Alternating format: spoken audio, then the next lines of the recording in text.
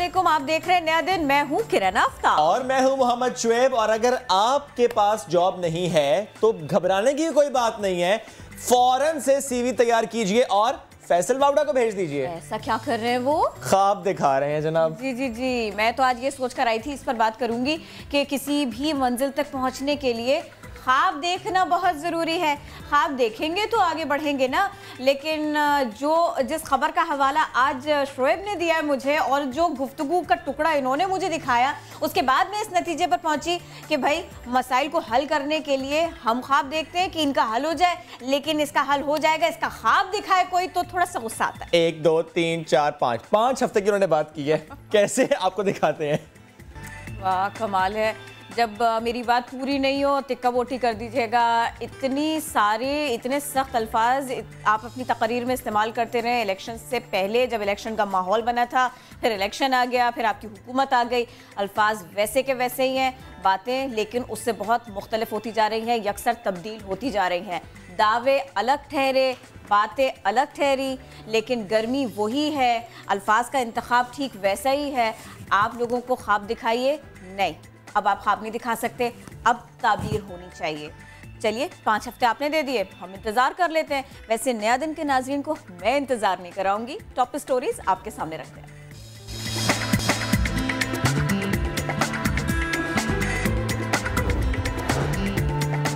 कराची के साहिल का पानी गटर से भी ज्यादा गंदा। शहरी गंदे पानी में नहाते हैं जो कई अमराज के फैलने का बाइस बन सकता है। सेनेट की कायमा कमेटी बराए मौसमियाती तब्दीली में सेनेटर सितारा अयाज का इंकशाफ।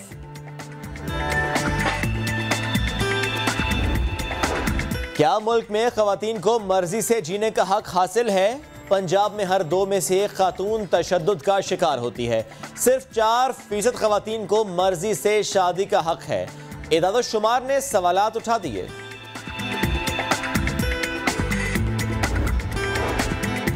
जरा नम हो तो ये मिट्टी बड़ी जरखेज है साकी। 4 सदा के कबाड़ बेचने वाले तालिब इल्म ने मेहनत से अपनी तकदीर बदल ली। सलीम खान ने अब्दुल वली खान यूनिवर्सिटी मर्दान में टॉप करके गोल्ड मेडल हासिल कर लिया। आप जान चुके हैं, लेकिन इससे पहले कि हम बात करें कि समंदर का पानी कितना गंदा है, क्या गटर से ज्यादा गंदा भी कुछ होता है, लेकिन उससे पहले कुछ और खबरें आपसे शेयर करनी है। जरा quickly, Ramzan sugar mills reference में ऑपोजिशन लीडर शहबाज शरीफ और हमजा शहबाज एहतसाब अदालत पहुंच गए हैं। और ये सारा माहौल, ये सारी खबरें आपके सामने रखेंगे। शाहिद हुसैन समा के नुमाइंदे, उनसे बात करेंगे। शाहिद हुसैन, बहुत अहम तरीन मामलात थे आज अदालती, और ये मनाजिर हमारे सामने, तफसील बताइए। जी, इस वक्त जो है एहतसाब अदालत में समाअत शुरू हो चुकी है। हमजा शहबाज और शहबाज शरीफ, वो दोनों एहतसाब अदालत के जज के सामने हैं। शहबाज शरीफ पे 2 केसेस हैं, रमजान शुगर मिल और आशियाना, जबकि हमजा शहबाज रमजान शुगर मिल के अतराफ जो है वो नाला बनाए जाने वाले केस में है। और आज इस बात का कवी इम्कान है कि रमजान शुगर मिल में एहतसाब अदालत आज दोनों जो मुल्जिमान हैं, हमजा शहबाज और शहबाज शरीफ, इन पर फर्द जुर्म आयद कर देगी। जी, बहुत शुक्रिया शाहिद हुसैन, आपने इस सिलसिले में अपडेट किया। अहम मौका है ये, एहतसाब अदालत में पेशी का मामला, एक के बाद एक PMLN की क़यादत यहाँ पर आई आज। और अब जिक्र करेंगे अपने पहले अहम मौजू का, यानी कराची का साहिल क्लिफ्टन, इसका पानी गटर से भी ज्यादा गंदा है। सेनेट की कायमा कमेटी बराए मौसमियाती तब्दीली में ये इंकशाफ हुआ है। सेनेटर सितारा अयाज ने कहा है कि लोग गंदे पानी में नहाने जा रहे हैं। कमेटी की हतमी रिपोर्ट में और भी अहम इंकशाफात हैं, और भी हकायक हैं जो अब सामने आएंगे। ना कोई ट्रीटमेंट, ना कोई इंतजाम, नदी नालों का पानी समंदर बुर्द। कराची के साहिल का पानी गटर से भी ज्यादा गंदा हो गया। सेनेट की कायमा कमेटी मौसमियाती तब्दीली में पता चला कि कराची क्लिफ्टन का पानी इंतहाई गंदा है। कमेटी की सरबराह सेनेटर सितारा अयाज ने भी इसकी तस्दीक की और बताया कि इस गंदे पानी में लोग नहाने जा रहे हैं, जो कई अमराज के फैलने का बाइस बन सकता है। इजलास में मजीद बताया गया कि इब्तदाई तौर पर पानी के गटर से ज्यादा गंदे होने का इल्म हुआ। हतमी रिपोर्ट तैयार होने पर मजीद इंकशाफात होंगे। सरबराह कायमा कमेटी सितारा अयाज भी में ज्वाइन कर रही हैं। इसके साथ साथ हम बात करेंगे रिसर्चर हैं जामिया कराची के डॉक्टर आमिर आलमगीर साहब स्टूडियो में ज्वाइन कर चुके हैं। आप दोनों को हम कहेंगे वेलकम। सितारा, पहले आपकी जानिब आना चाहेंगे, रिपोर्ट हतमी कब तक आ जाएगी? ये कब तक मालूम हो जाएगा कि जो कहा जा रहा है कि गटर से भी ज्यादा गंदा ये पानी है, उसमें और क्या क्या मसला हो सकता है, इसकी रिपोर्ट कब तक आएगी? शुक्रिया आपका। अभी आपने कहा कि सेनेट की कायमा कमेटी में इंकिशाफ, एक्चुअली इंकिशाफ तो हमें उस वक्त हुआ जब हम कराची में अपनी कमेटी को लेके गए और वहाँ पे हमने जब ये सारी चीज़ें देखी, स्पेशली हम गए थे समंदर की जो हमारी वहाँ समंदर के अंदर जो मछलियाँ हैं और मैंग्रोव्स के लिए हम गए थे। फिर वहाँ पे हमें इंकिशाफ हुआ कि वहाँ पे तो समंदर का पानी इतना गंदा है कि वो लैब टेस्ट के लिए भी चला जाता है तो वो कहते हैं कि ये तो गटर के पानी से भी गंदा है। सितारा, क्या आपने ये देखा कि अनट्रीटेड वाटर वहां पर फेंका जा रहा है, ये देखा आपने? मैं बिल्कुल उस पे बिल्कुल मैं उसी की तरफ आ रही हूँ। जब हमने वहाँ पे फिर पता कराया, सारा देखा, तो कराची का जितना भी वहाँ पे गंद है, गटर फजला जितने भी हैं, वो सब समंदर में जा रहे हैं, अनट्रीटेड जा रहे हैं। ये कहीं पे भी दुनिया में नहीं होता। और फिर साथ में अगर आप देखें, जो वहाँ पे रह रहे हैं लोग, उन्होंने भी देखा होगा कि आप जो शिप यार्ड की तरफ भी आप जाएं तो एक स्मेल होती है, लगता ही नहीं है कि आप समंदर पे हैं। तो हम वहाँ पे भी हमने विज़िट किया। अब हम कमेटी तो सिर्फ सिफारिशात दे सकते हैं, हम उसको मॉनिटर कर सकते हैं, हम देख सकते हैं।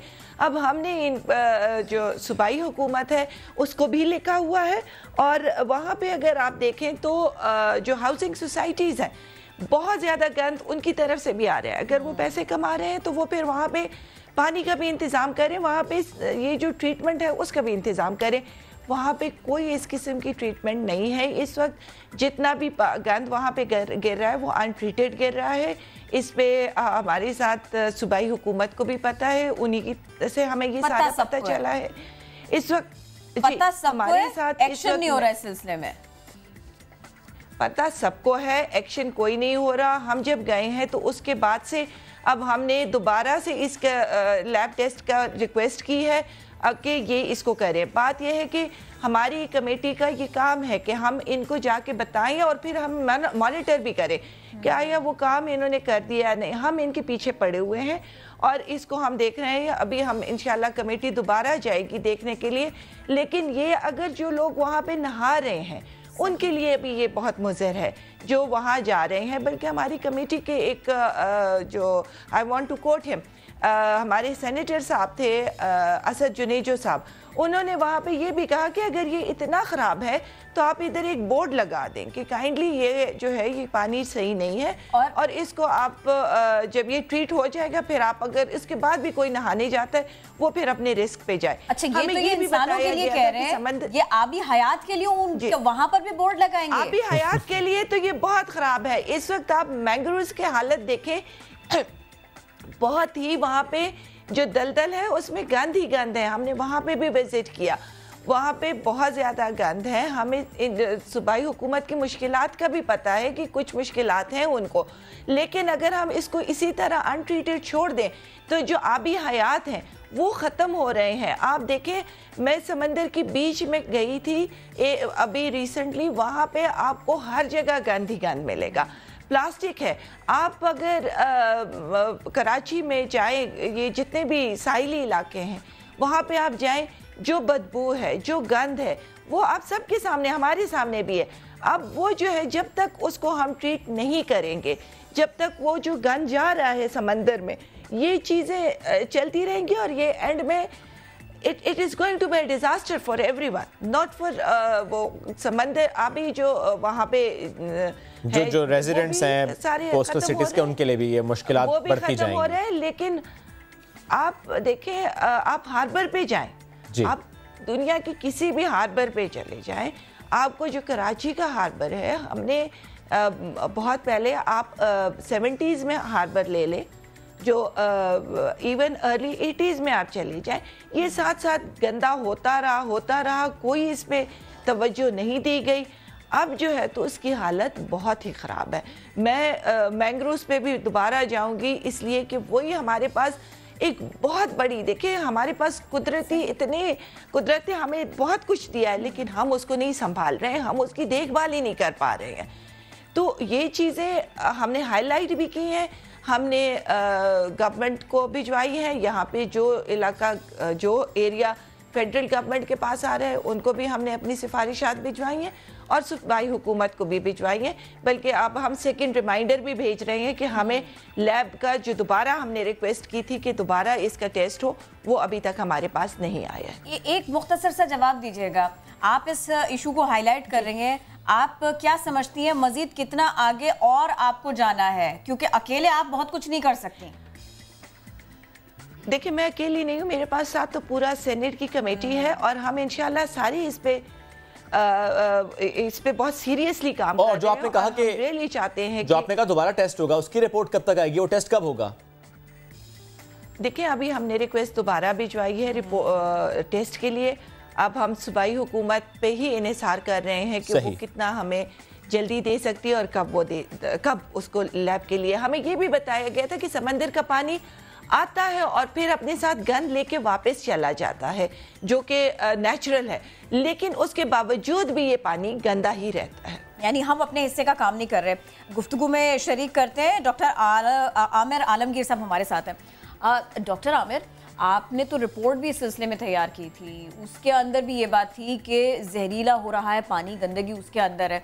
अब मुझे दो बातों का जवाब दीजिए, एक तो हमें उस रिपोर्ट के बारे में थोड़ा सा क्विकली ब्रीफ कीजिए अपनी फाइंडिंग्स के बारे में, दूसरे ये बताएं अगर चलिए इन्होंने कर दी बात आगे, आज से हम इस सिलसिले में काम शुरू करें तो उसके समरात कब तक आने लगेंगे? देखिए, ये जो मसला है ये कोई नया मसला नहीं है, पिछले 20 से 25 सालों से ये इशू जो है चल रहा है और अब ये बहुत ज़्यादा शिद्दत इख्तियार कर चुका है।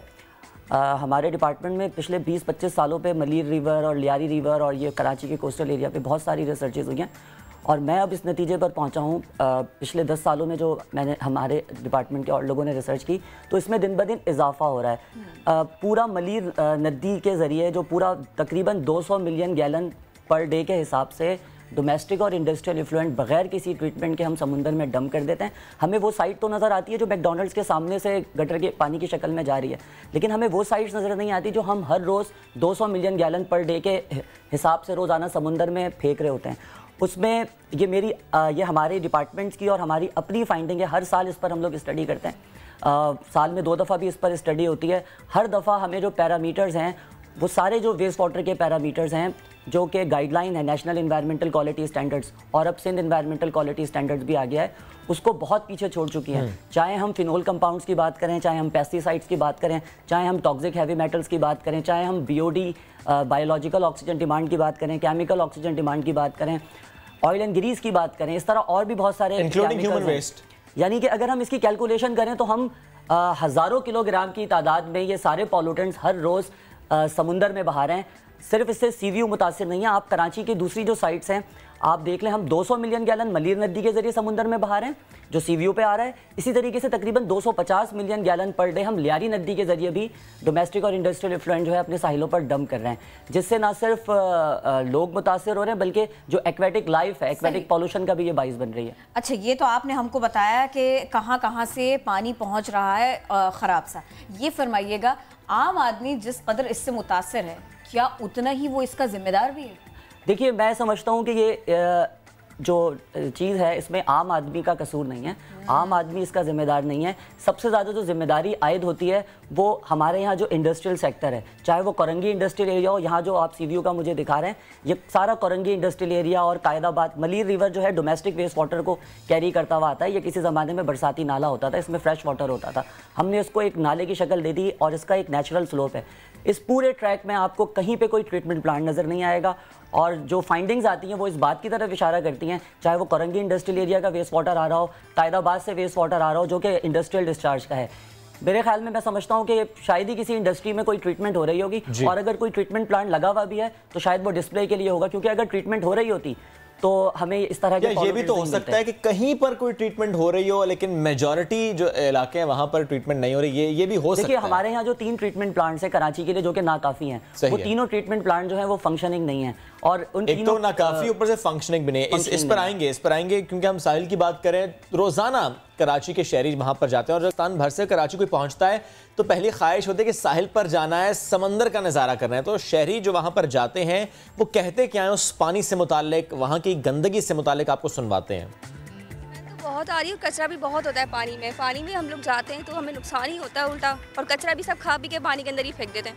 तो गवर्नमेंट को चाहिए कुछ करे इसके लिए। बहुत गंदगी हो चुकी है यहाँ पे अब ना, तो अब यहाँ आने का दिल भी नहीं करता। एक ही हमारे पास सी व्यू था कराची के अंदर सबसे खूबसूरत जगह, यहाँ पे भी सारा गटर का पानी मिल गया है। तो यहाँ पे लोग पिकनिक मनाने के लिए आते हैं, छुट्टियाँ अपनी बच्चे गुजारने आ रहे हैं, लेकिन यहाँ पे अब गटर का पानी है। समंदर को देखकर थोड़ा परेशान हो गया हूँ कि यार सफ़ा पानी है, इसमें गंदगी है, बदबू आ रहा है, गटर के पानी सारे इधर मिक्स हुआ है, गंदगी है, बदबू आ रही है। तफरीह के लिए यहाँ पर आए हैं, थोड़े से मसाइल हम देख रहे हैं, लेकिन इसके नुकसानात आम आदमी को उस हद तक पता नहीं है कि जितनी उसकी मालूमात होनी चाहिए।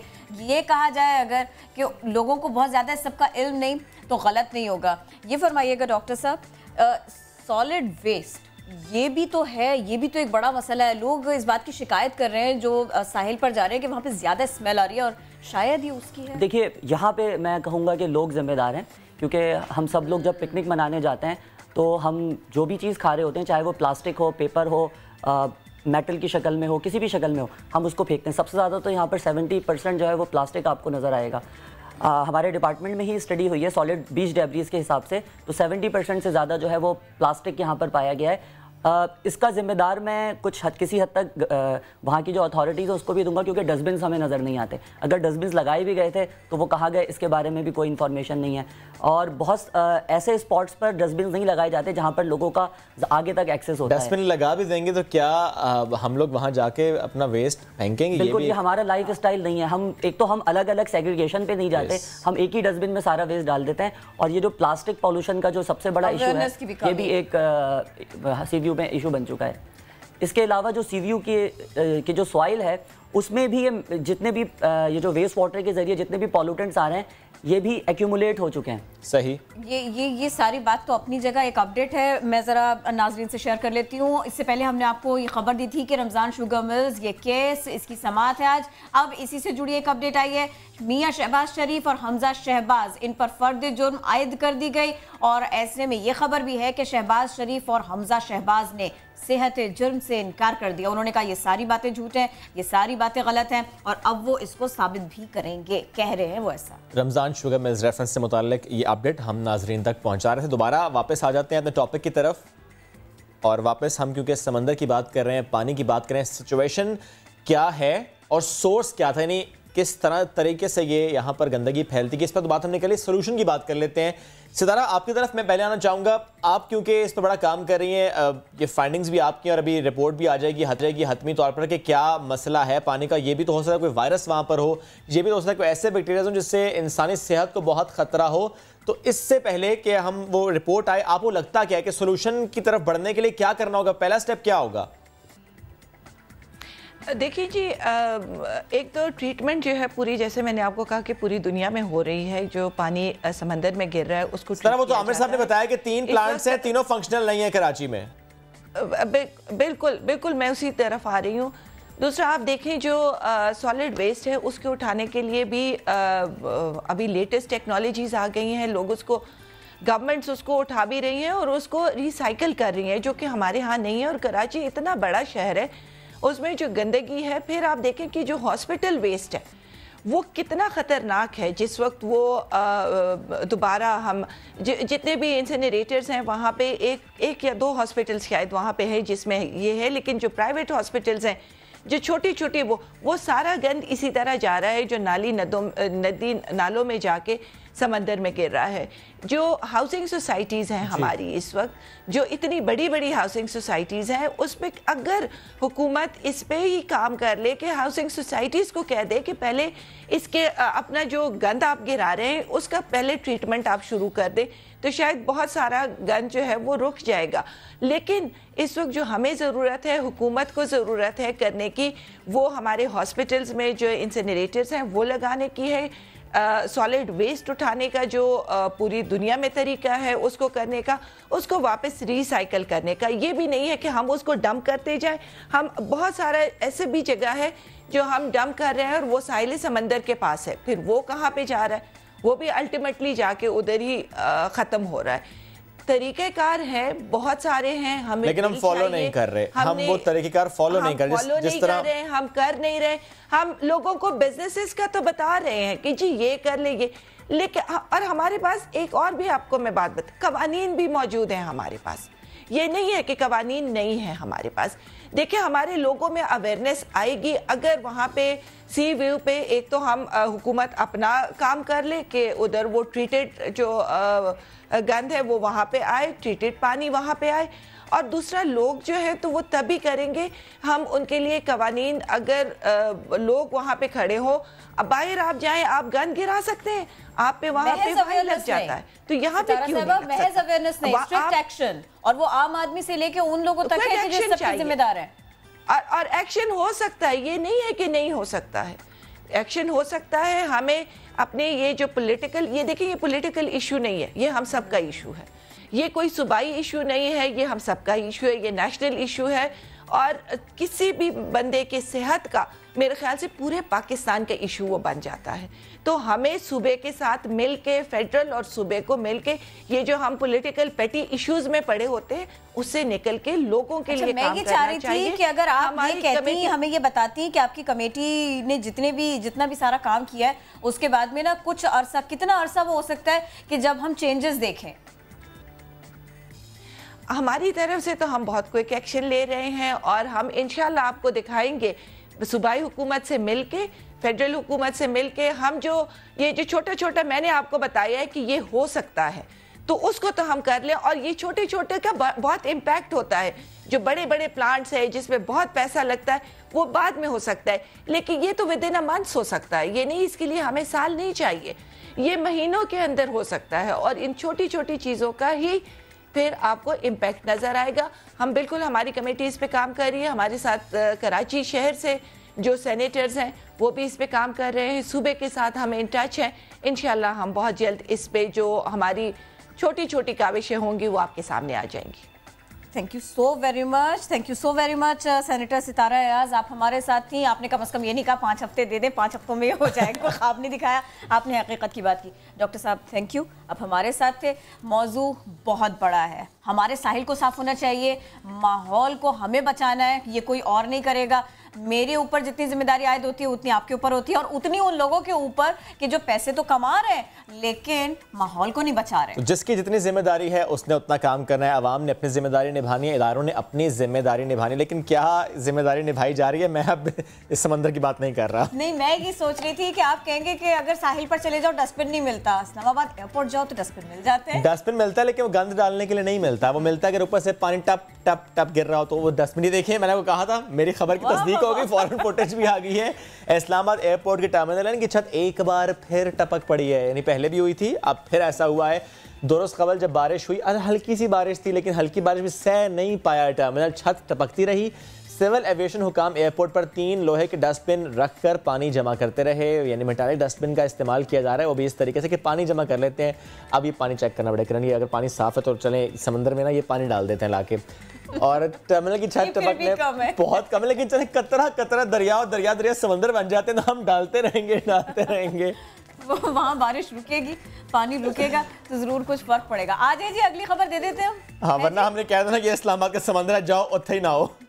भाई मैं ना आपके सामने एक और खबर रखती हूँ, एक और मंजर रखती हूँ। ऐसा लगेगा आपको कि जैसे ये सिलाई कढ़ाई है, ऐसा नहीं है, ये धागे का काम नहीं है, ये तो टैटू है। ये देखिए, कोई भी नहीं, ये तो सिलाई कढ़ाई लग रही है। नहीं, ये टैटू है, ये बिल्कुल जदीद अंदाज है। इन्होंने देखिए तो सही ऐसे बनाया इसको, ऐसे कढ़वाया इसको कि ये टैटू नहीं बाकी एम्ब्रॉयडरी लग रही है। तो अगर कोई ये कहता है कि सिलाई कढ़ाई का किसी को शौक नहीं रहा तो भाई शौक है, बड़ी वेरिएशन के साथ है। किरण, ये बाजू पे तो करा लिया, मतलब कपड़ों पे कराना चाह रहे हो तो फिर हो जाता है, नहीं होता, ये पूछना पड़ेगा। लेकिन आजकल बहस ये भी हो रही है कि अक्सर जो टैटू हम बनवा लेते हैं या कंधवा लेते हैं, कहना चाहिए इसको, कुंदवा लेते हैं, तो अगर ये आप करवा लेते हैं बाद में ना फिर मिटाना भी पड़ जाता है, बड़ी तकलीफ होती है, फिर सेशंस होते हैं इसके। इस पर भी किसी और दिन बात करेंगे, लेकिन अभी हमें ब्रेक लेनी है।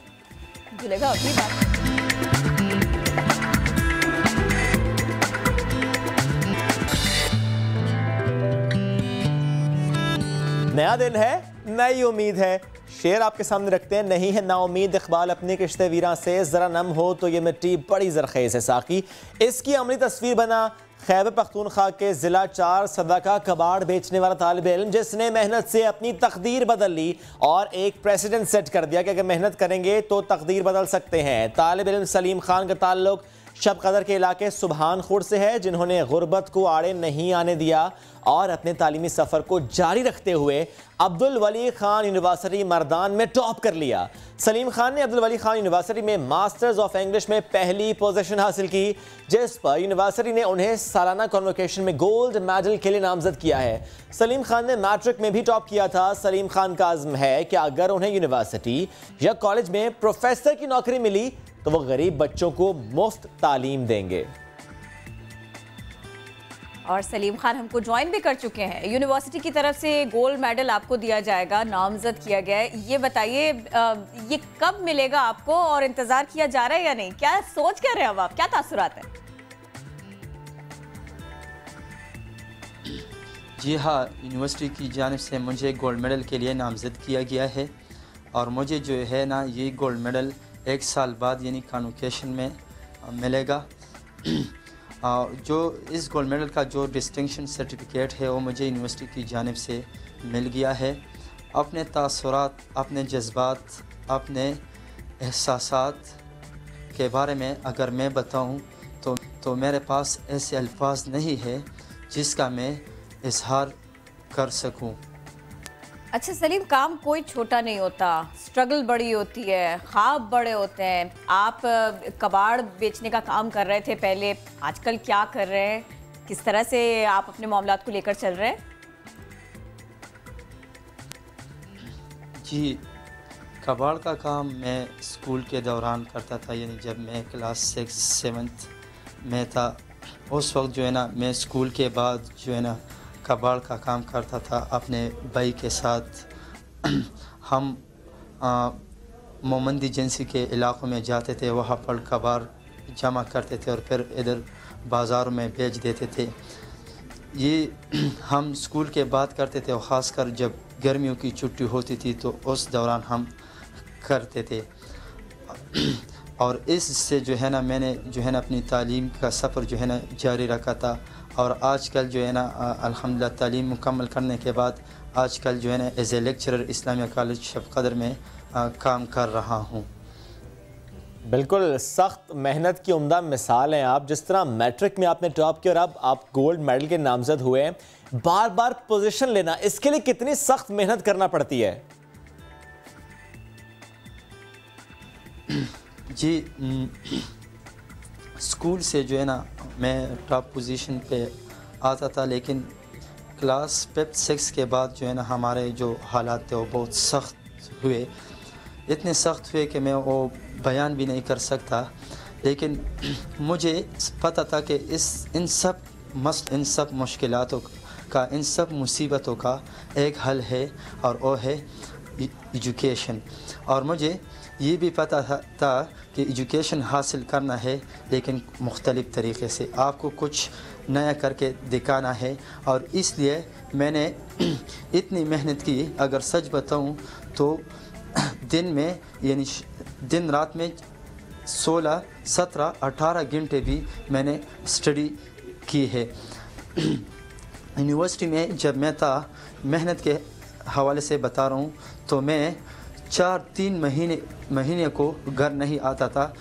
और इतवार या हफ्ते के दिन जब मुझे छुट्टी मिलती थी तो उसमें जो है ना मैं अपना होमवर्क यानी अपना काम कर रहा था। और अगर मेहनत के बारे में मैं आपको बताऊं तो मेहनत के बगैर कुछ भी नहीं मिलता।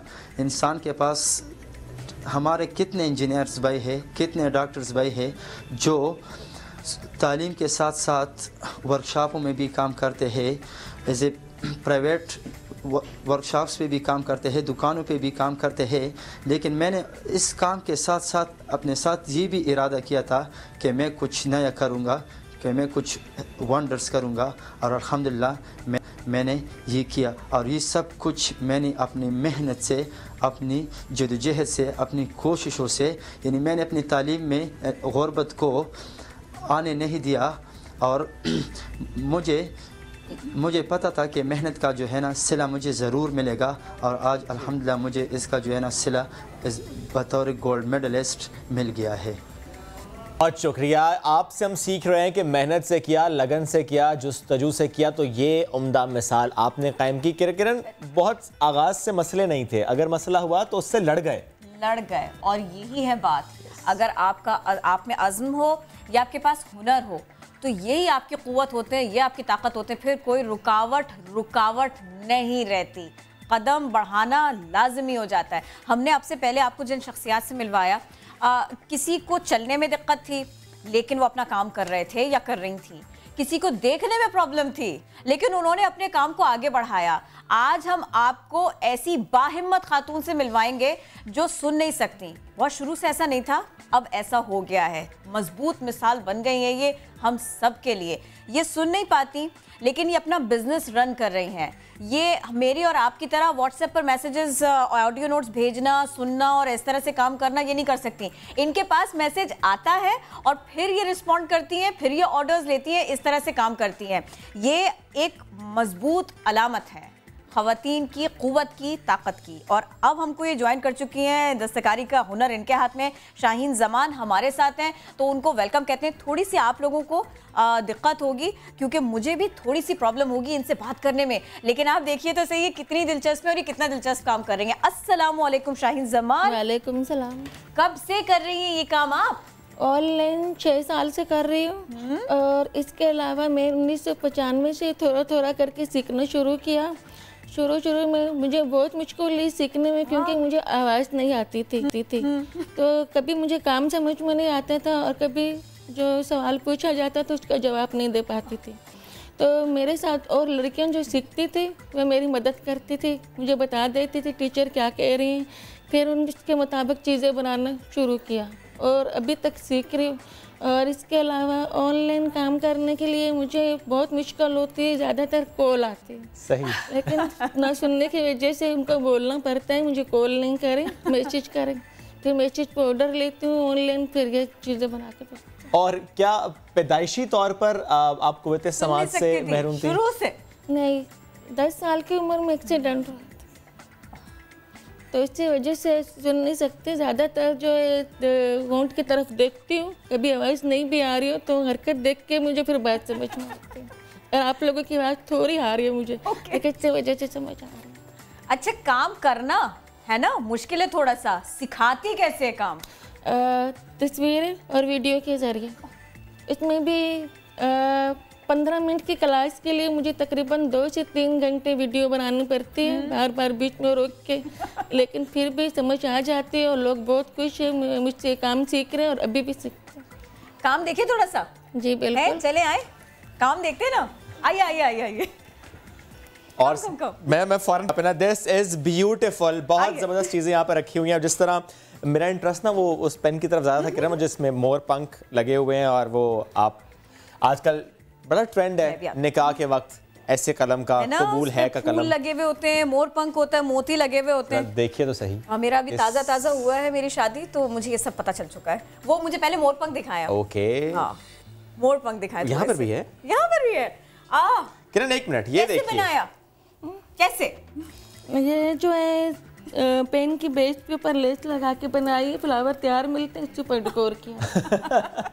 जबरदस्त, मुझे तो ये भी पसंद आई।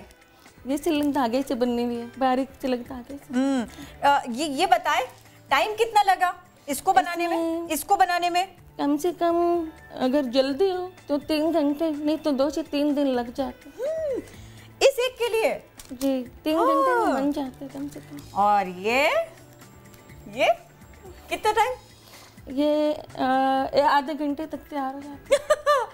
जबरदस्त, वाह, मुझे तो बहुत पसंद आया भाई इनका काम, इनकी सारी चीजें। और ये देखें इशरत, थोड़ा सा उसको उठा के दिखा देना और टिश्यू बॉक्स को भी दिखा दीजिए प्लीज। ज्यादातर मुझे पेन का ऑर्डर मिलता है। कौन सा कैमरा? मैं घूमे जा रहा हूँ। अच्छा, ये बता रही है सबसे ज्यादा इनको ऑर्डर्स जो है ना वो पेन के मिल रहे हैं। बहुत निकाह हो रहे हैं और कस्टमाइज्ड किस्म के निकाह हो रहे हैं ना कि हमें यार इस तरह की प्लेट चाहिए और पर्पल कलर चाहिए। अच्छा किरण, ये बड़ा मजे की बात है कि दुल्हन से मिलता जुलता कलर, दुल्हन से मिलता जुलता। Kiran, you have missed something by the way. क्या मैंने क्या मिस किया? ये देखिए तो सही, नीचे इतने खूबसूरत खुद से रखे हुए हैं। ये मैं देख रही हूँ। ओके। मेरी निगाहों से ये छुपा नहीं है लेकिन मैं इसे पहन नहीं सकती हूँ। और वो लाल सा दुपट्टा वो दिखाने लगी हैं। वाओ, इट्स ब्यूटीफुल, खूबसूरत, वाह वाह वाह। ये लाइट वाला दुपट्टा है। ये जब मेहंदी के रस्म होते हैं तो दुल्हन दुल्हन के ऊपर थामने के लिए जबरदस्त। वो जो ऊपर जा रहा होता है, ऐसे पकड़ा हुआ होता है जिसको चार तरफ से। हाँ, अच्छा, इन्होंने देखिए कितना इसको अच्छी तरह से बनाया है। इन्होंने इसमें ना थोड़ा सा यहाँ पे वेट रखा है, यानी अगर 4 लोग 6 लोग मिलके पकड़े नहीं और कुछ अटैच कर दे ना तो भी ये काम बन सकता है, अच्छा हो सकता है। 3000 तक। 3000 तक। शुक्र है मैंने भी कुछ पूछने की कोशिश की है, वरना किरण आप जबरदस्त पूछ रही हैं। और ये बड़े मजे का ये जो मैं समझ पाया उसको कि अगर मेहंदी का जोड़ा जाना हो किसी का तो वो इस तरह जाए, क्योंकि मैंने भेजा था ना, इसलिए मुझे याद आ रहा है। आप भाभी को दोबारा भी गिफ्ट दे सकते हैं, वो खुश हो जाएंगी। खर्चे की बात ना करें ना यार। कितना? ये कितना? हाँ, ये दोनों। और ये कितने में बनता है? ये कम से कम 1500-1600 तक। नॉट बैड, 1500 बेहतरीन अमाउंट है यार, बेहतरीन चीज बन रही है, खूबसूरत। वाह भाई वाह, मजे मजे। 2 मिनट के। इसमें कितना टाइम लगा? ये 2000 तक चला। ये 2000 तक का चला जाता है भाई। अगर ये पहनना है, दुल्हन को अपनी पहनाना है, बहन को भांजी को देना है 2000 रुपए शाहीन जमान के, और चीज आपकी हुई। तो हमने टिश्यू बॉक्स तो मिस हो गया किरण। हाँ, ये मिस नहीं होना चाहिए था। ये न्यूलीवेड कपल्स अपनी गाड़ी में रख करके सारे शहर को बता सकते हैं हमारी शादी अभी हुई है। ये शाहीन ने समझा भी है। Thank you so very much, जज़ाकल्लाह। खूब तरक्की करे, खूब आगे जाए, ऊपर की तरफ जाए और आपका कारोबार और फैले, वुसअत इख्तियार करे। शोएब ने सारी चीजें दिखा दी हैं।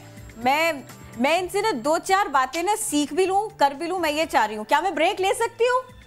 क्या हम ब्रेक ले सकते हैं? ब्रेक ले लेते हैं जी, और हमारे साथ रहिएगा। अब जो हम वापस आएंगे ना, हमारे पास और भी मौज़ूआत हैं, ठीक है? मेरी बात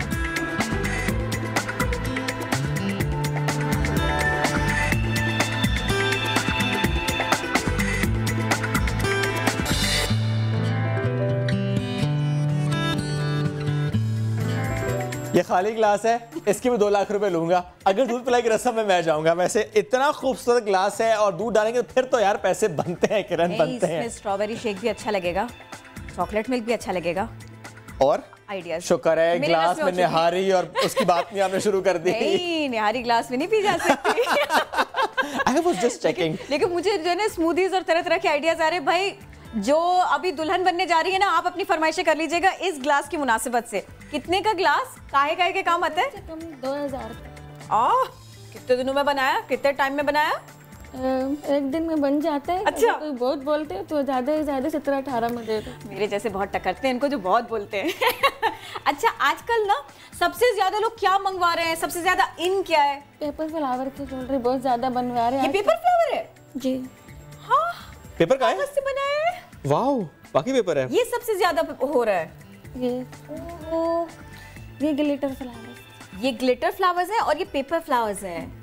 और इसमें लोग कहते हैं मुझे ये वाला कलर चाहिए, हरा दो, नीला दो, पीला दो, चॉइस होती है। पहले गोटा चलते थे लेकिन आजकल मुझसे ये ज्यादा बनवाया जा रहा है। अच्छा, बहुत बना रहे हैं। और ये कपड़ों की मैचिंग में? हाँ बिल्कुल मैचिंग के साथ। और ये पेपर इसमें भी लगा हुआ किरण, जो आपने पहले उठाया हुआ था। अच्छा, आप सब जमाने को बता देना कि किरण ने उठाया था और यूं चीख मार के पसंद किया था, लेकिन डिटेल्स के ऊपर नहीं गई थी। वेरी गुड, जबरदस्त। अच्छा, ये भी पेपर फ्लावर है, ये भी पेपर फ्लावर है। ये पेपर फ्लावर नहीं है, ये गोटा वर्क है। ये भी गोटा है, ये भी गोटा। बहुत प्यारा है, ये तो बहुत अच्छा है। माइयों के हिसाब से ये इसके साथ दुपट्टा भी बनवाते हैं। हाँ, मैं समझ गई हूँ भाई सब कुछ। ये पीला दुपट्टा, ये पीली चूड़ियाँ, हरी हरी नहीं पीली चूड़ियाँ, और ये जेवर, ये सब एक साथ एक मैचिंग, एक लड़की पहने। और ये टोटल कितने का बनेगा? ये चूड़ी, ये दुपट्टा, ये जेवर, सबका अलग हिसाब, सबका अलग हिसाब है। ये कितने का? ये कम से कम ये पूरा मुकम्मल सेट 3000 से 4000 तक में चला। ये हो गया 4000 का। ये हो गई कितने की? ये 6 से 800 तक। ठीक है, हिसाब लगाते जा रहे हो? जी जी। 4000 में जमा कीजिए 600। देख रहा हूँ शौरों की जेबों में कितनी छुरी चलने वाली है। हाँ ना। और ये दुपट्टा कितने का? दुपट्टा 1500 तक। 4600 में जमा किए 1500। शुएब कितने हो गए? किरण ना हिसाब ले हैं। तो ये तो बेहिसाब होता जा रहा है, लेकिन नहीं, लड़कों 6100 बन गए। याद रखो, माइयों की दुल्हन लगेगी प्यारी अगर उसको ये सब कुछ पहनने को मिलेगा, और भी नूर आएगा और प्यारी लगेगी। और माइयों से फौरन बात, पैकेज है हमारे पास निकाह वाला भी। निकाह वाला पैकेज भी है। तो वलीमे के लिए कुछ नहीं है? वलीमे के लिए ओनली खाना, ओनली रोटी टुक्कर लोड। अच्छा, और ये बटरफ्लाई दूर से आए, क्यूट। दोनों बताएं मुझे, अगर किसी को चाहिए हो दोनों ले सकते हैं। हाँ बिल्कुल ले लें। ये दूल्हा और ये दुल्हन के लिए? हाँ नहीं, ये दुल्हन के लिए और ये दूल्हा के लिए। ये दुल्हन के लिए होते हैं, दूल्हा के ज़्यादातर सलवार होता है। अच्छा, मैंने बटरफ्लाई, मैंने सोचा तितली है तो ये दुल्हन की तरफ जाएगा। मैंने गलत सोचा था। डिपेंड करता है, ले सकते हैं यार, वो भी यूज कर सकती हैं। ओके, गोल्डन में भी। वैसे बेहतर तो ये एक पेन हो जिसे दोनों साइन करें। एक पेन, पहले ये यहाँ होगा, फिर वो मस्जिद जाएगा, थोड़ा सा और टाइम लगेगा। कोई बात नहीं, मौलवी साहब तो जाएंगे ना किरण, साइन तो करा के जाएंगे ना, पेन साथ लेकर जाएं। पेन साथ लेकर जाएं, पेन की तलाश। शाहीन, ये कुछ और आइडियाज हो कि जैसे कपड़े के ऊपर काम करना हो, किसी का कोई स्कर्ट हो, या फिर एक चीज और, ये जो एंकलेट होती है ना, पाजेब होती है जो, जैसे ये है, ऐसा कुछ नहीं बनाती? बनाती, बताएं, कुछ लाई नहीं आप? इतना कुछ तो लाई है वो। बहुत टाइम कम था, बहुत कम टाइम में कम चीजें बनाई। वो कितनी देर में बनती, कितने की होती है? 2 दिन। 2 दिन में बन जाती है। पैसे कितने? काम के हिसाब से। उन्होंने मुझे पाजेब का रेट नहीं बताया, जिसमें मेरा सबसे ज्यादा इंटरेस्ट था। कोई बात नहीं। 17 से 2000 तक। मुझे देख के बढ़ा दिया? नहीं। डिस्काउंट दिया आपको? अच्छा, मुझे डिस्काउंट मिला? मेरी तरफ से गिफ्ट है आपका, मैं बना दूँ। गिफ्ट लेती नहीं हूँ, गिफ्ट देती हूँ। मैं आपके लिए कुछ ना कुछ लेकर आऊंगी, और मैं जब परचेज करूंगी ना आपसे, फिर मैं सबको बताऊंगी कि ये मैंने शाहीन से खरीदा। किरण, मैं भी इनके साथ हूँ, मुझे गिफ्ट देंगी? मैं गिफ्ट ले नहीं रही, आप लेंगे गिफ्ट। जबरदस्त, बेहतरीन। डिसाइड करना पड़ेगा कौन गिफ्ट देगा।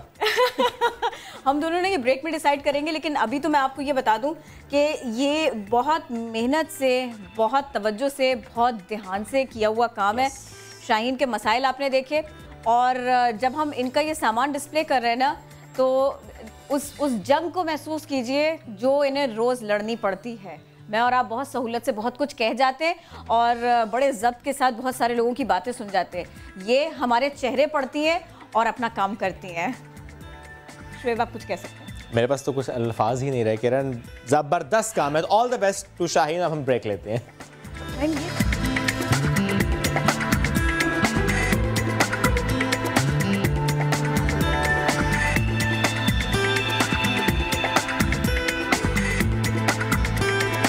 एक बार फिर खुशामदीद। बात करेंगे पंजाब में ख़वातीन का कि तशद्दुद का निशाना जो बनती है ख़वातीन 51% है। ये अलार्मिंग फिगर। और आप क्या आपने हिसाब लगाया था, यानी हर 2 में से 1 खातून पर तशद्दुद किसी ना किसी सूरत में हो रहा है। शौहर कर रहा है, बाप कर रहा है, भाई कर रहा है, या अगर माशरे में बाहर निकलती हैं तो क्या वहाँ पर भी ऐसा कोई माहौल होता है कि खातून को दिक्कत होती है अपने रोज़मर्रा ज़िंदगी में चलने फिरने में, अदरवाइज भी? और शादी एक बड़ा फैसला होता है, पूरी जिंदगी का तयन हो जाता है। अगर ये कहा जाए कि ये हक है खातून का, तो गलत नहीं है, ये हक खातून को हासिल है।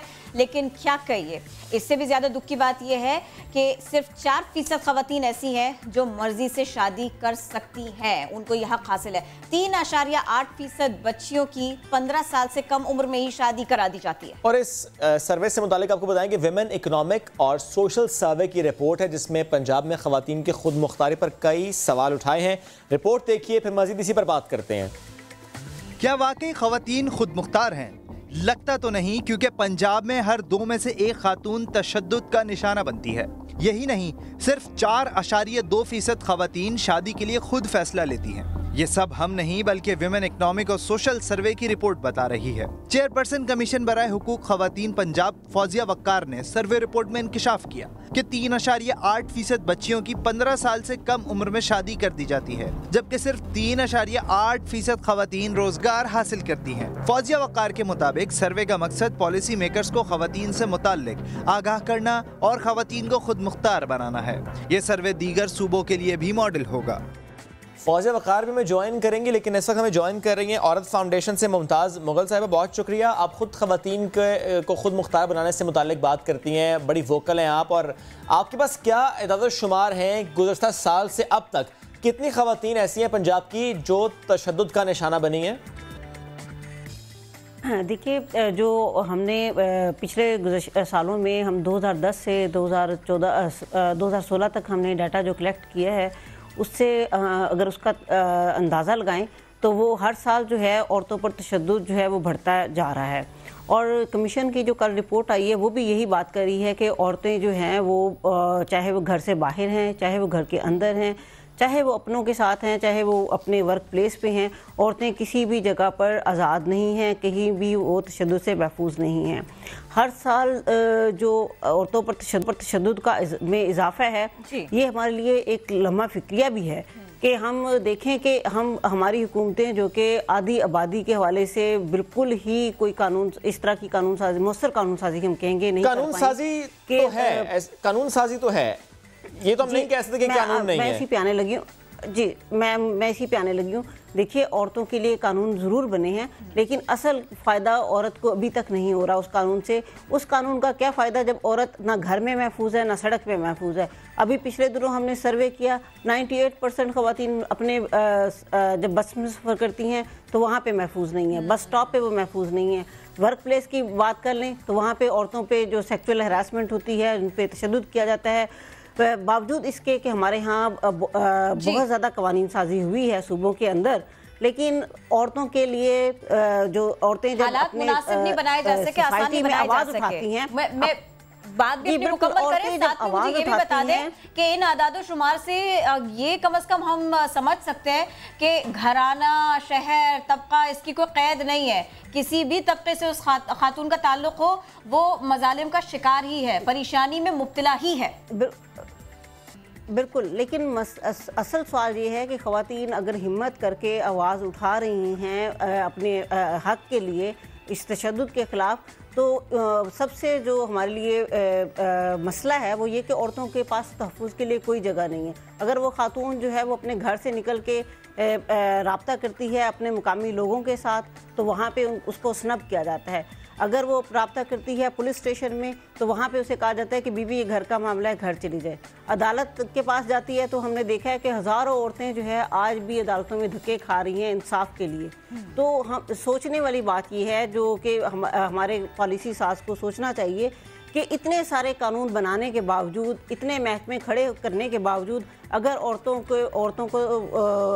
को तहफ़्फ़ुज़ हासिल नहीं है तो फिर हमें इस कानून साजी का क्या फ़ायदा है।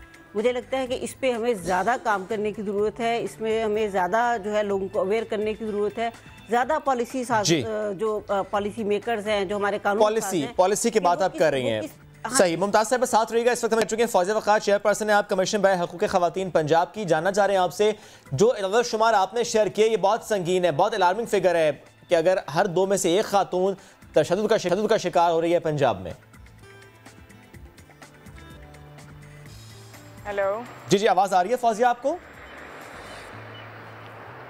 जी आ रही है। मैं जानना चाह रहा हूँ आपसे, इदाद शुमार से मुताल्लिक कितने संगीन है ये, और क्या आपको लगता है ये बढ़ते जा रहे हैं ये स्टैट्स पिछले 10 सालों की अगर हम बात करें, या कुछ कमी आई है कि अगर हर 2 में से 1 खातून तशद्दुद का शिकार है पंजाब में? नहीं जी, ये मेरे ख्याल से ये स्टेटिस्टिक गलत होगा। और तशद्दुद, ख़वातीन के ख़िलाफ़ तशद्दुद यकीनन है, पूरे पाकिस्तान में है और बतदरीज उसकी रिपोर्टिंग बढ़ती जा रही है। मगर जो हमारे अभी हाल ही में एक 33,000 घरानों पर मुश्तमिल एक बहुत बड़ा सर्वे हुआ है, उसके मुताबिक तकरीबन 20% ख़वातीन जो हैं उन्होंने ज़िंदगी में अपनी जिस्मानी तशद्दुद एक्सपीरियंस किया है।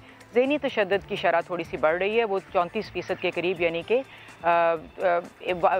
1/3 हिस्सा जो ख़वातीन का है वो ज़हनी तशद्दुद का शिकार कभी ना कभी ज़िंदगी में हुई हैं। मगर जो जिस्मानी तशद्दुद है वो 20% है टोटल, जो हमने पंजाब में देखा है। बाकी पाकिस्तान में शायद शरह बढ़ रही हो, मगर पंजाब में जो भी हाली फिगर्स आए हैं वो रिलेटिवली कम है। फिर भी ये बहुत बड़ा एक फिगर है और इसको देखने की ज़रूरत है, क्योंकि 20% ख़वातीन की तादाद लाखों में जाती है, बहुत लाखों में जाती है।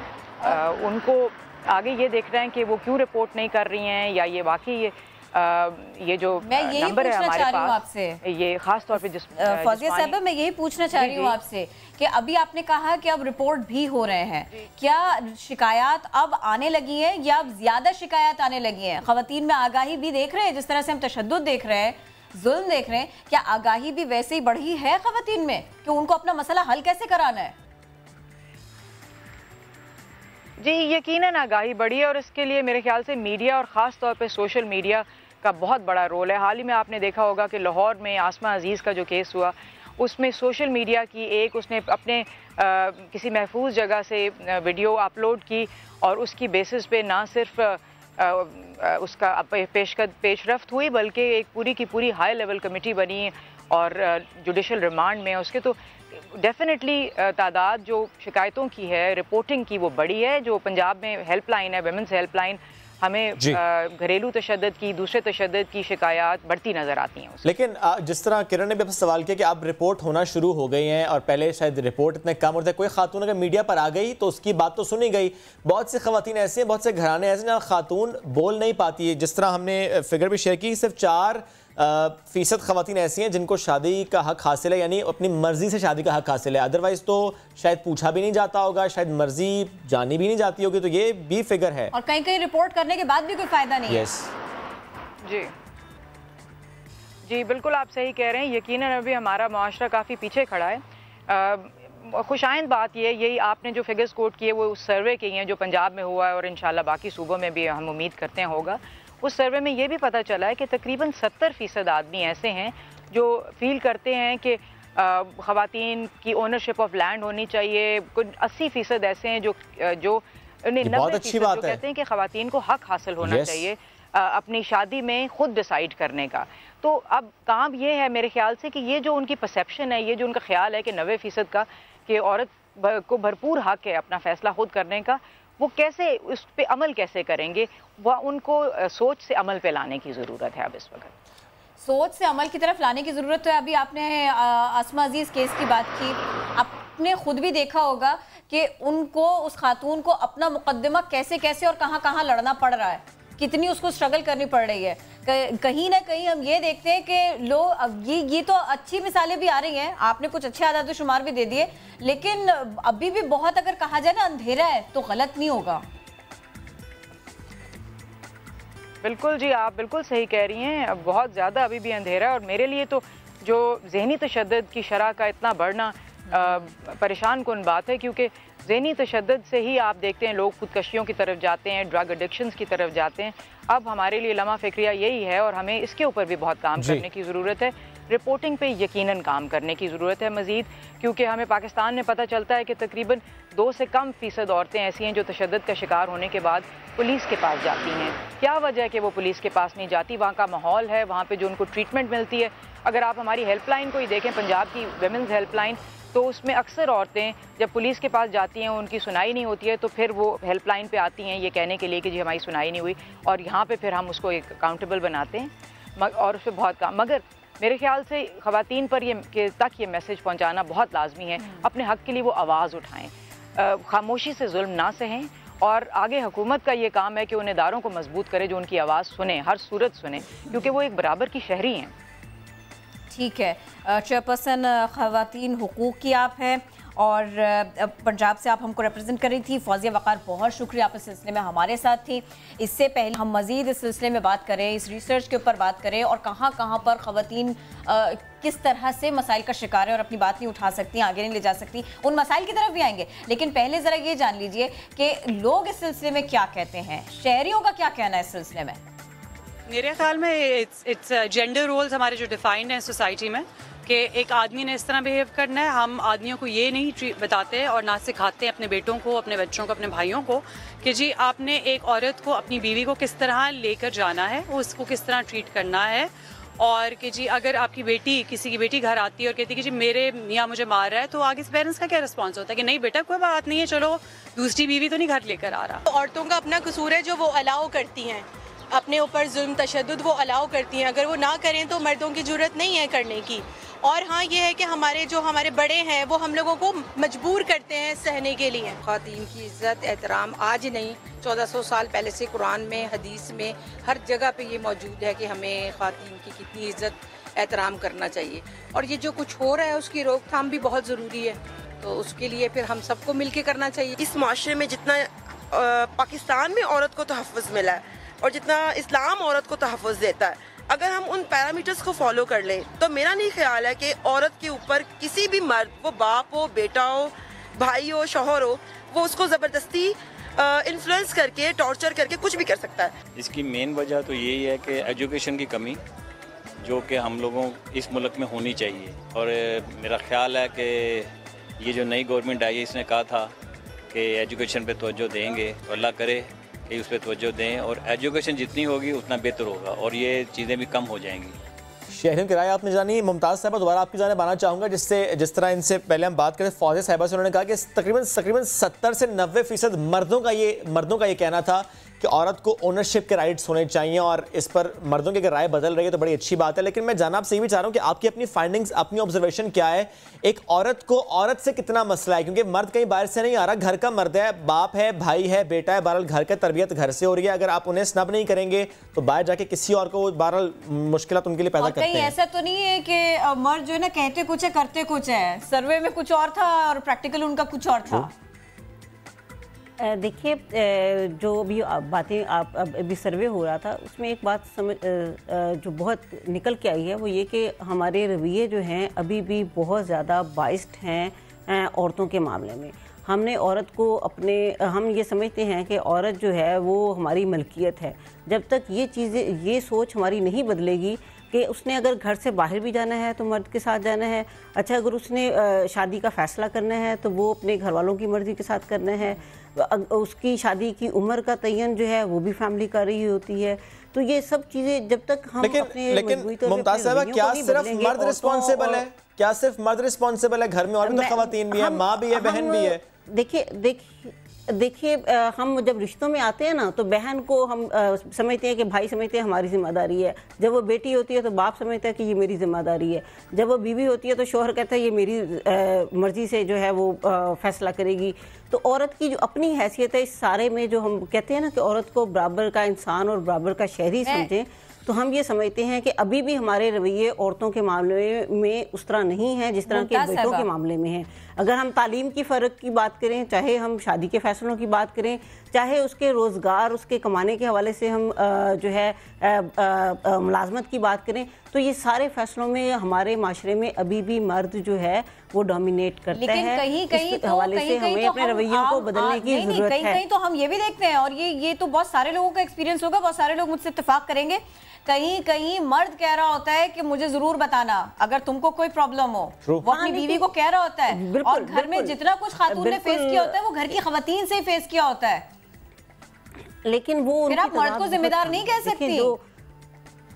मैं बिल्कुल ये आपकी बात को फॉलो कर रही हूँ, लेकिन मैं ये कहना चाह रही हूँ कि देखिए अभी भी हमारे माशरे में उन मर्दों की तादाद बहुत कम है जो कि औरतों की बराबरी की बात करते हैं, औरतों को अपनी मर्ज़ी से फ़ैसला करने की बात करते हैं, उनको आज़ादी देने की बात करते हैं, उनको आज़ादी से बाहर निकलने की बात करते हैं। वो तादाद अभी भी बहुत कम है। अगर इतनी ही तब्दीली आ गई होती तो हमारे यहाँ रोज़ रेप ना हो रहे होते, रोज़ हमारे यहाँ 18 साल से कम उम्र की बच्चियों की शादियाँ ना हो रही होती, रोज़ हमारे औरतें जब थानों में जाती हैं तो वहाँ पे जो मर्दों के रवैये वो फेस करती हैं वो ना फेस कर रही होती। जब वो अदालतों में इंसाफ के लिए जा रही होती हैं तो वहाँ पे जो उनके साथ जो वो तशद्दुद सह के आ रही होती हैं ज़हनी तौर पे और माली तौर पे, तो वो ना सह रही होती। तो हमें ये लगता है कि अभी भी औरतों के हवाले से उनके पाकिस्तान के अंदर इनेबलिंग इन्वायरमेंट जो है वो बनाने की बहुत ज़रूरत है। अपने रवैयों को औरतों के हवाले से बदलने की ज़रूरत है। और एक खातून दूसरी खातून की मदद किस किस लेवल पर कैसे कर सकती है, अगर आप 2-3 बातें बता सके तो। जी देखिए, अब ये जो औरतें बहुत, एक तो बिल्कुल सही आपने कहा कि औरतों की बहुत ज़्यादा मदद कर सकती हैं। वो किस तरह से कर सकती हैं कि उनको इनकरेज करें तालीम के लिए, उनको जब उनके साथ कोई मसला हो तो उनके साथ आवाज़ में लाएं, जब वो कहीं पे मुश्किल में हों तो उनके साथ खड़ी हों, और सही को सही कहें। तो मेरा ख्याल है कि इस तरह से और जहाँ पे उनको टेक्निकल सपोर्ट की ज़रूरत होती है, अगर वो अदालत में जा रही हैं तो वहाँ पे उनके साथ सपोर्ट की ज़रूरत होती है, या वो इंसाफ के लिए हम देखते हैं कि आज भी मुख्तारमा 18 साल बाद भी वो जो है इंसाफ के लिए अकेली खड़ी होती है। तो ये जो हमारा औरतों का इकट्ठा होना, उनके साथ खड़े होना और हक़ के लिए आवाज़ उठाना और अपने हक़ के लिए जो है ख़ुद फैसला करना, मेरा ख्याल है कि ये औरतों को एक दूसरे को सपोर्ट करना चाहिए, ना सिर्फ औरतों को बल्कि मर्दों को भी। मुमताज़ मुग़ल साहिबा, बहुत शुक्रिया, आप हमारे साथ थी और कुछ फैक्टर्स, कुछ आदाद शुमार हमने आज इस सिलसिले में आपके सामने रखे। ख़वातीन को कितना ज़्यादा मसाइल का सामना करना पड़ता है, अब इससे जुड़ी एक खबर भी आपके सामने रखते हैं। बिल्कुल, हम डोमेस्टिक वायलेंस की ज़्यादा बात कर रहे थे, लेकिन जब भी खातून बाहर निकलती है, स्पेशली अगर वर्किंग वुमेन की हम बात करें, तो अक्सर हम ऐसे वाक़यात देखते हैं कि जहाँ पर औरत को काम करने में दिक्कत होती है, हरासमेंट का वो शिकार होती है। लाहौर से इस्लामाबाद जाते हुए मोटरवे का सफ़र, इसमें मुसाफिर ने बस होस्टेस से बदतमीज़ी की और बहुत ज़्यादा बदतमीज़ी की। और किरण, यहाँ पर भी मैं सलाम पेश करता हूँ उसने जिसने वीडियो बनाई और ये इशू हाईलाइट किया। अदरवाइज़ आप शायद वीडियो बनाना पाते अगर आप भी डर जाते कि जब कोई आप खुद को जाहिर करे कि मैं FIA का एहलकार हूँ और मैं धमकियाँ दे सकता हूँ, मुझे कोई रोक नहीं सकता। उसने कहा कि मैं तुम्हें बस से उतार दूंगा। भाई, आप हैं कौन जो बस से उतार देंगे? आप जो भी हों। और किरण, यहाँ पे ज़्यादा बुरी बात ये हुई कि जब मोटरवे पुलिस वहाँ पर पहुँची, वो भी कुछ कर नहीं पाई। वो भी इन धमकियों को बर्दाश्त मैं क्या कहूँ, मैं इस मामले में कुछ एक्शन नहीं ले सके। वो भी घबरा गए, वो भी डर गए। एक खातून जो आपके साथ ही काम कर रही है, आपकी टीममेट है, आपकी फैमिली के बराबर है, कम से कम आप तो उसका साथ देते। खातून परेशान होती रही, फैसिलिटेट करने की कोशिश करती रही, अपना काम करती रही, और बाद में उनकी आंखों में आंसू भी आए, परेशान भी हुई, क्योंकि इन खातून को गालियां भी दी गई हैं, धमकियां भी दी गई हैं, परेशान किया गया है, और इस बिगड़ती हुई सूरत हाल को देखने वाला कोई नहीं था। थैंक्स उस शख्स के लिए, उसके लिए जिसने इसको कम से कम कैप्चर तो किया। और इतने भाई आप नवाबजादे हैं, इतने ही आपके नखरे हैं, पानी पीने पे आपने इतनी बातें सुना दी, तो भाई ना आते उस बस से, अपनी गाड़ी पे आ जाते। आप अपना जहाज खरीदे भैया, उससे सफर करें। अगर आप दूसरों को इज्जत नहीं दे सकते तो खुद को ही कहीं अलग थलग कर लें। इस तरह के एग्जाम्पल्स तो हमारे सामने ना आए कम से कम। खैर, बहुत सी और खबरें आपसे शेयर करनी है। ऐसी सिचुएशन हो जाती है जब हम ऐसी खबर देने के बाद सोचते हैं कि यार सब कुछ क्या बुरा ही है, क्या इतने ही हालात ख़राब हैं। ठीक है, बात इसलिए की जाती है ताकि हालात बेहतर हों, बात हम इसलिए करते हैं, लेकिन कुछ और खबरें शेयर करें किरण। बिल्कुल करते हैं। एक इब्तिदा हमने की थी ना अनोखे दावे से लेकिन ये बिल्कुल अनोखी बात नहीं है जो मैं रख रही हूँ आप लोगों के सामने। भाई, इंसानों की मुद्दत हयात बढ़ गई, 5.5 साल का औसतन इसमें इजाफा हो गया। ऐसा हमने नहीं कहा, ऐसा मौजूदा हुकूमत ने नहीं कहा। मेकअप इसका जिम्मेदार मेकअप है। नहीं, मेकअप की बात आगे बढ़ के करेंगे। अक़वाम मुत्तहिदा के इदारे सेहत की रिपोर्ट है ये, और इसके मुताबिक ही दुनिया भर में इंसानों की जिंदगी बढ़ गई है। लेकिन यहाँ जी इसलिए मेकअप कह रहा था मैं बार-बार, मैं मेकअप का तस्करा ही बार-बार इसलिए कर रहा हूँ, यहाँ ज़्यादा उम्र बढ़ रही है लेकिन नजर नहीं आ रही। तो ये मेकअप, हाँ, मेकअप का कितना फायदा होता है। मेकअप उमर शरीफ साहब की याद दिलाई सवेरे सवेरे। हमारा तो ये मेकअप है ना, सुबह सुबह कॉफी पी लेते हैं, लो बस इतना ही है। लेकिन भाई देखिए, जिंदगी देता है आपको क्या, खवातीन की बात कर रही हूँ। मेकअप अच्छा लगता है। नहीं, मैं बता रही हूँ खवातीन का परसेप्शन, मुझे आई लव मेकअप। और अगर सीजन की मुनासिबत से मेकअप ना किया जाए तो क्या मतलब है सीजन के मुनासिबत? मतलब क्या गर्मियों का मेकअप अलग होगा? क्या बर्फ का मेकअप होगा? बर्फ का मेकअप नहीं होगा। कैसा मेकअप होगा? मैंने इसका इंतजाम कर लिया। इतने सारे इनके सवाल है ना, ये मुझे बात भी नहीं करने दे रहे आज। कोई बात नहीं। मेकअप होना कैसा चाहिए है, समर के मुझसे हिसाब से होना चाहिए, कैसा होना चाहिए, क्या इन है क्या आउट है। मोना जी हमको ज्वाइन कर चुकी है। अस्सलाम वालेकुम, कैसी हैं? अस्सलाम वालेकुम, हाउ आर यू? अल्हम्दुलिल्लाह। भाई, इनके इतने सारे सवाल थे और एक मेरा सीधा सादा सा सवाल है, ये ग्लिटर्स, लिप कलर में ये सब कुछ इन है क्या? सीधा सवाल था, इतना क्या क्या बोले? जिनने बोला है, हाँ, एक एक करके मैं आराम से बताऊंगी। इस सवाल बड़ा गहरा था और बहुत सारी चीज़ें इसमें कवर हो गई। अच्छा, पहले आपने पूछा कि क्या ग्लिटर्स इन है। अच्छा, ग्लिटर्स बिल्कुल इन है, क्योंकि ब्राइड्स जो होती हैं वो चाहती हैं कि अपने बिग डे पे जब कोई उन्हें देखे तो बस देखता रह जाए। So for that we use glitter. अभी तक इन है और अभी तक ज़ोरों शोर से जा रहे हैं। और ग्लिटर अब आइस से ज़्यादा लिप्स पे आ गए हैं। अभी तक आपने अगर देखा हो, नए सारे ट्रेंड्स देखे हों, USA में बहुत ही ट्रेंड फॉलो किया जा रहा है। That's great. So lip glitters are really really in. और इसके अलावा बस शाइन यहीं पर है, टी एरिया पर नहीं है। आईज आर ये मौसम की वजह से वैसे ही चमक जाता है, नोज शाइन कर जाती है। नहीं देखिए, ग्लो तो ये अलग क्वेश्चन हो जाएगा। पहले मैं आपके ग्लिटर वाला सवाल क्लियर कर दूं। आइस का ग्लिटर जो है वो थोड़ा कम होता जा रहा है, लिप्स पे ग्लिटर आ रहा है। लोग जब ग्लिटर का फैशन आया तो लोगों को इतना पसंद आया कि लोग उसे छोड़ना नहीं चाह रहे, और आइस का अब टू मच हो चुका है। तो लिप्स का glitter is really in with nude eyes and a lot of mascara, really look nice. तो आप लगाइएगा कल, बिल्कुल लगाएं। मैं वाकई कल ऐसा करूंगी, लेकिन आप उससे पहले मेरा एक और प्रॉब्लम है ना, उसको सॉल्व करें। ये जैसी गर्मियाँ आती है ना, बेस का चेहरे पे ठहरना मुश्किल हो जाता है। अब इसका बताएं, फाउंडेशन लगाए और उसके बाद में उसको संभालते भी रहें, क्या करें? इसके लिए इम्पोर्टेंट है कि आपकी जो फाउंडेशन हो बहुत ज़्यादा लेयरिंग ना हो, बहुत ज़्यादा स्मूथ और आपकी स्किन में एब्जॉर्ब होने वाला हो। अगर तो आप ऐसा फाउंडेशन लगाएंगे जो कि आपकी स्किन में एब्जॉर्ब नहीं हो रहा, ऑयल बेस्ड है, तो वो आपको बार बार संभालना पड़ेगा। हाथ लगेगा हट जाएगा, पसीना आएगा हट जाएगा, स्वेटिंग होगी हट जाएगा, क्योंकि स्वेट बहुत करते हैं हम गर्मियों में, स्पेशली आप लोग इतनी लाइट्स के नीचे होते हैं। तो you really have to be careful what products are you using. जी जी बिल्कुल सुनो, मैं मेरे बेगम का ना ख्याल मेरे ज़हन में आ रहा है कि वो गर्मी में टिश्यू से यूँ करती रहती हैं तो वो मेकअप ख़राब हो जाता है, तो क्या करें, ऑयली स्किन है। एग्जैक्टली तो उसके लिए ऐसी प्रोडक्ट्स यूज़ करें। आजकल तो इतने अच्छे बेसिस आए हुए हैं कि जिसमें आपको ऊपर पाउडर भी नहीं करना पड़ता। या that's amazing, that's what I am wearing right now. या इसमें पाउडर नहीं करना पड़ता। सैलून बिल्कुल है, मैं आ रही हूं आपके पास। You can come and we can give you tips and tricks. यानी ये तो बड़ी आसानी वाली बात है किरण, कि सिर्फ बेस ले लें और पाउडर की जरूरत ही नहीं है। क्योंकि पाउडर से ये होता है कि एकदम से फेस कीकी हो जाता है, अच्छा खासा चेहरा होता है, एकदम से एज मेकअप करने के बाद 5 साल आप बड़े हो जाते हैं, 5 साल छोटे होने के बजाय। मेकअप के बाद 5 साल छोटे लगते हैं, ऐसे ना करें। नहीं मैं नहीं मान रहा। नोटिस नहीं किया, आंखों के नीचे लाइंस नहीं होती, आंखों के नीचे लाइन नजर आना शुरू हो जाती है, बहुत सारी लाइंस आ जाती हैं। दैट्स द रीजन, बिकॉज आपके पाउडर से वो जो आपकी फाइन लाइंस वो सेटल होके और मोटी मोटी लाइन बन जाती हैं। So the powder free bases are amazing, amazing discovery. ठीक है, और उसके बाद आप बहुत ज़्यादा उसको इतना ज़्यादा केकी ना करें। You just apply your foundation lightly. ठीक है, अगर आपके मुंह पे अगर दाग है, अगर बहुत ज़्यादा क्लियर नहीं है, तो just dot the concealer over it. ये नहीं कि आपने पूरे मुंह पे स्टिक से पहले उसको आप केक बनाया था यार, केक बनाया, केक बनाने के बाद उसको पाउडर लगा केक रखें और ऐसे पूरा मेकअप ऊपर आ जाए, उसको पूरा बेक किया, इतने ज्यादा की जरूरत नहीं है। इसमें जो अक्सर अब गर्मी है, बीच पे जाना होता है, तो वो खवातीन क्या करें? बीच पे सन ब्लॉक लगाएं, नहीं मेकअप ना करें, नहीं मेकअप लाइट करें, इतना ना करें कि बीच पे जाकर जैसे ही पानी इतना ना करें कि डराएं। एग्जैक्टली डर ना जाए कोई। Be yourself. अगर आपके मुंह पे कोई ऐसी भी चीज है, अगर आपके मुंह पे फ्रेकल्स हैं, बी नेचुरल। अच्छा, अमूमन वर्किंग लेडीज और जो स्टूडेंट्स हैं वो लोग ये करती हैं कि बस थोड़ा सा ग्लॉस कर लिया, लिपस्टिक लगा लिया और काजल लगा लिया। ये काजल भी तो बह जाता है, इसका क्या करें? देखिए काजल नहीं, काजल के नीचे अगर आपका थोड़ा सा, अगर आपने नीचे से लाइन कर लिया आंखों को, जैसे हम ब्राउन शेड लेके आंखों के नीचे लगा लिया और उसके बाद काजल लगाएंगे ना, कभी भी नहीं बहेगा, क्योंकि उसको एक बैरियर मिल जाएगा। ओके, पहले शेड लगाए और फिर उसके बाद में काजल अप्लाई कर लें, तो कभी भी वो बहेगा नहीं। मैं वाकई ये भी कल ही कर लेती हूँ, क्या कर लेंगे, बहुत कुछ कर रही हूँ।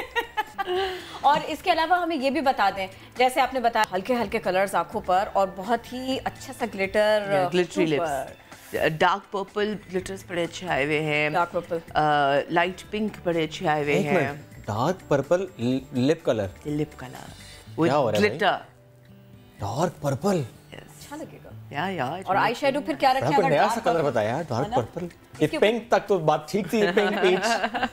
आई शेडो क्या होगा? ब्लैक कलर की लिपस्टिक भी बहुत इन है। अस्तगफिरुल्लाह, ब्लैक लिपस्टिक नहीं करें यार, नहीं। उस दिन हमारे मेकअप आर्टिस्ट ने हमारे ब्लैक नेल पॉलिश लगाई, इन्होंने मुझसे कहा नहीं बहन अगले दिन मत लगाइएगा। ब्लैक कलर की नेल पॉलिश भी बहुत इन है आजकल, black and green and yellow.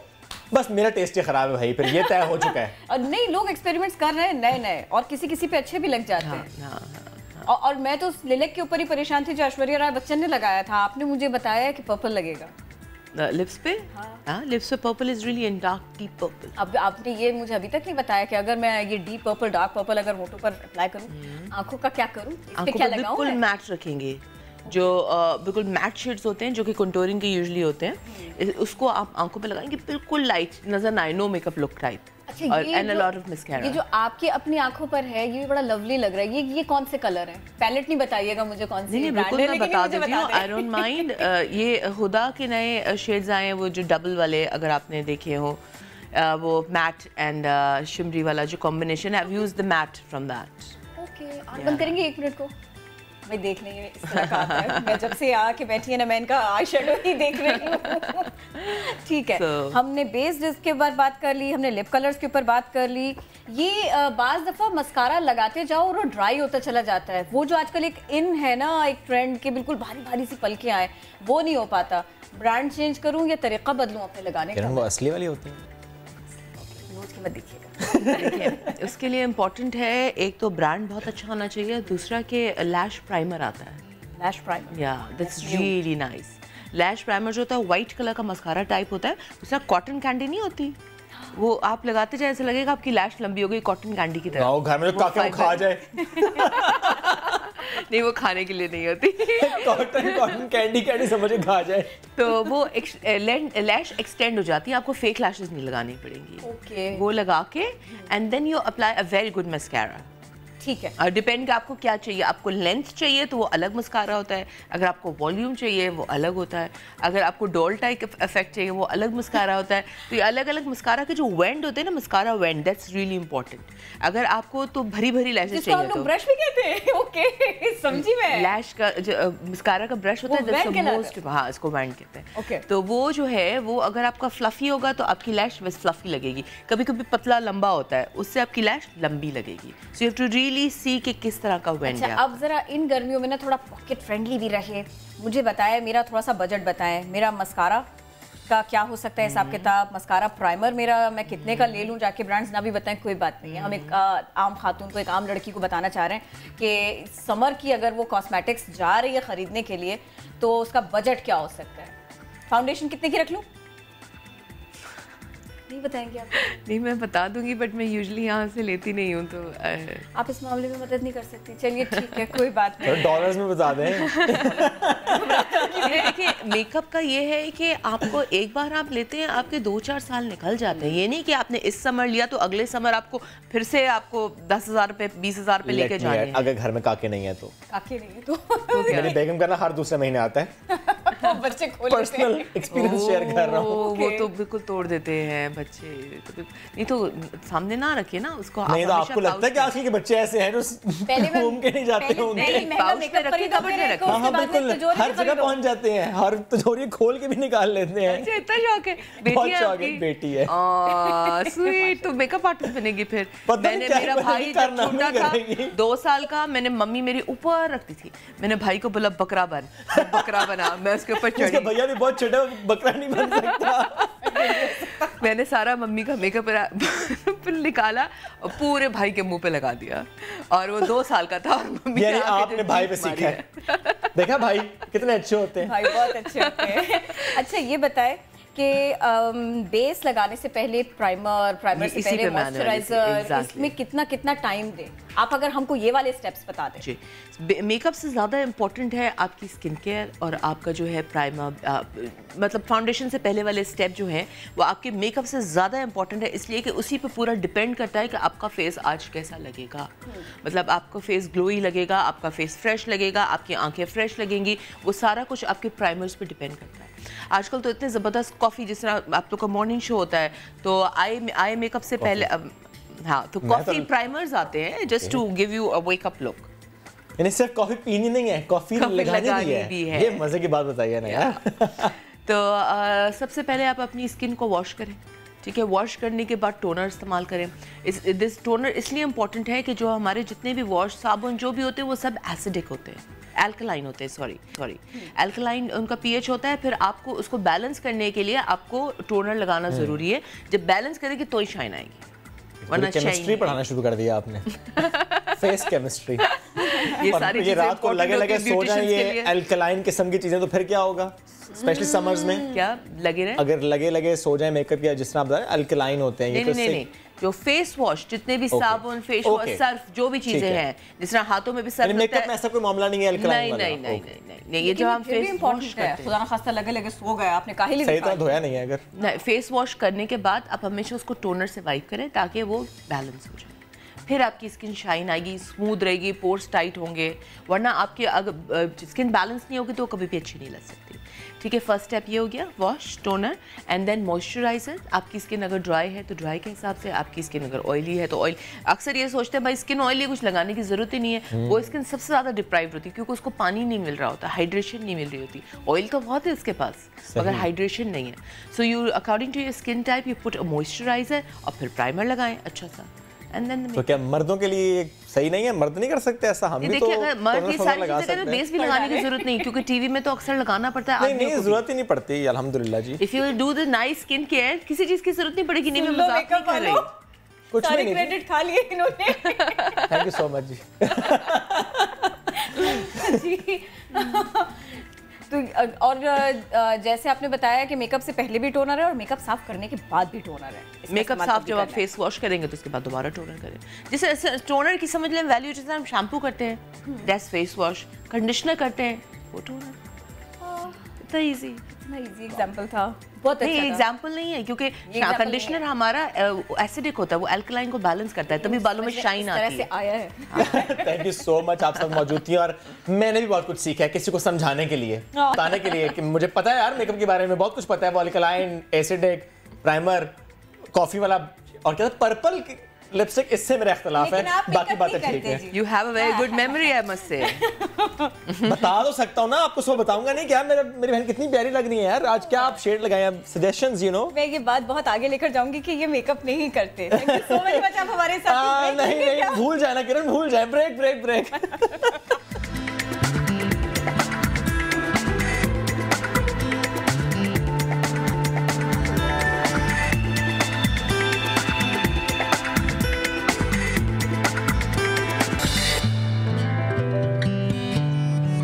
और आप बात करेंगे लियारी की। वैसे लियारी का जब आप सुनते हैं सबसे पहला ख्याल क्या आता है?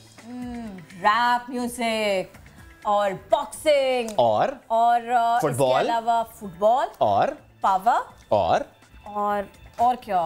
नहीं, क्लासिकी म्यूजिक की क्यों नहीं आपके ज़हन में आती भाई? मैं बहुत ज्यादा इस तरह से मैंने देखा नहीं, शायद इस वजह से। आप ही के लिए खास है तमाम, और आपके लिए भी अगर आपके ज़हन में भी आता है बहुत। वैसे तो लियारी बड़ा वर्सेटाइल किस्म के, वहाँ पे इतना टैलेंट है हमारे पास, लेकिन आज हमने करनी है बात बलोच ट्विंस की।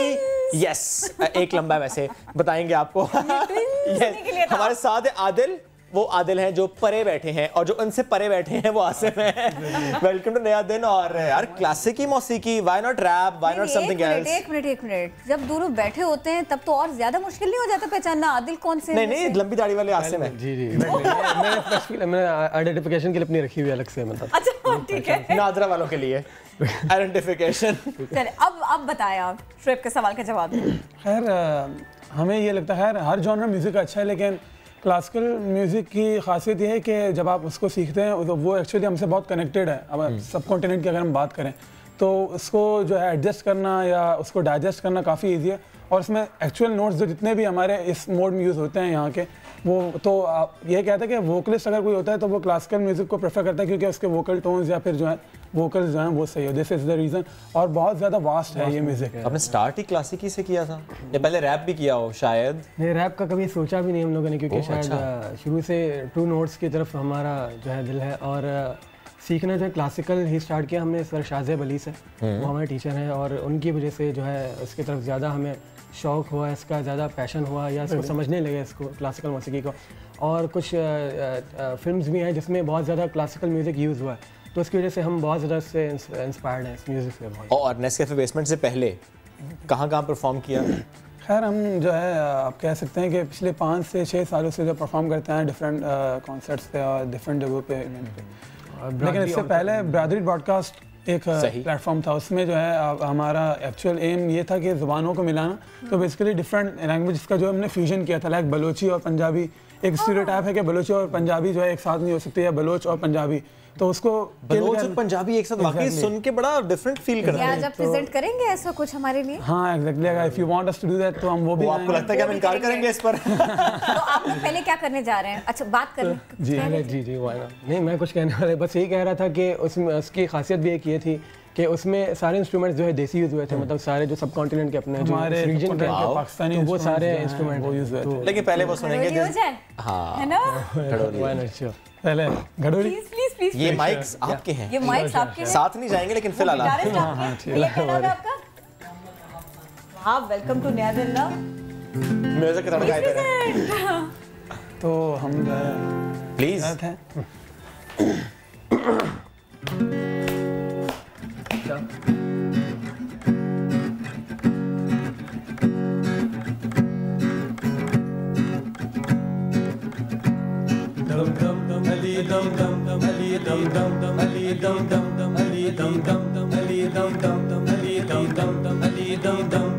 महिला लिगड़ोली भर दी थी, महिला लिगड़ोली भर दी थी, थोड़े लिगड़ोली भर दी। एक अल्लाह कदों में डर दी, एक मौला कदों में डर दी। महिला लिगड़ोली भर दी, घड़ोली यार लिगड़ोली भर दी थी, महिला लिगड़ोली भर दी थी, सोड़िया लिगड़ोली भर दी थी। एक अल्लाह कदों में डर दी, एक मौला कदों में डर दी। महिला लिगड़ोली भर दी थी, सोड़िया लिगड़ोली भर दी थी, महिला लिगड़ोली भर दी थी, सोड़िया लिगड़ोली भर दी थी।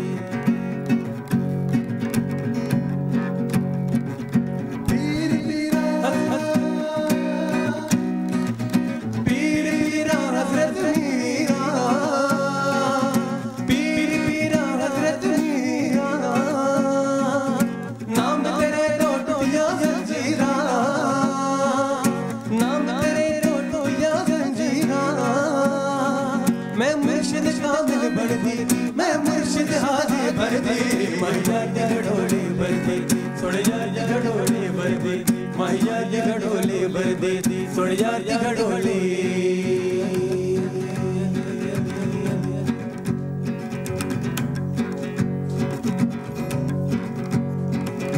अल्लाह वल्लाह अल्लाह वल्लाह अल्लाह वल्लाह अल्लाह वल्लाह अल्लाह वल्लाह अल्लाह वल्लाह अल्लाह वल्लाह अल्लाह वल्लाह अल्लाह वल्लाह अल्लाह वल्लाह अल्लाह वल्लाह अल्लाह वल्लाह अल्लाह वल्लाह अल्लाह वल्लाह। घूम चढ़कना चढ़कना घूम चढ़कना चढ़कना घूम चढ़कना चढ़कना घूम चढ़कना चढ़कना घूम चढ़कना चढ़कना घूम चढ़कना चढ़कना घूम चढ़कना। साया तेरी कत्तड़ वारी जीवे, कत्तड़ वारी जीवे, कत्तड़ वारी जीवे, गड़िया वत्तड़ वारी जीवे। घूम चढ़कना चढ़कना घूम चढ़कना चढ़कना घूम चढ़कना। साया तेरी कत्तड़ वारी जीवे।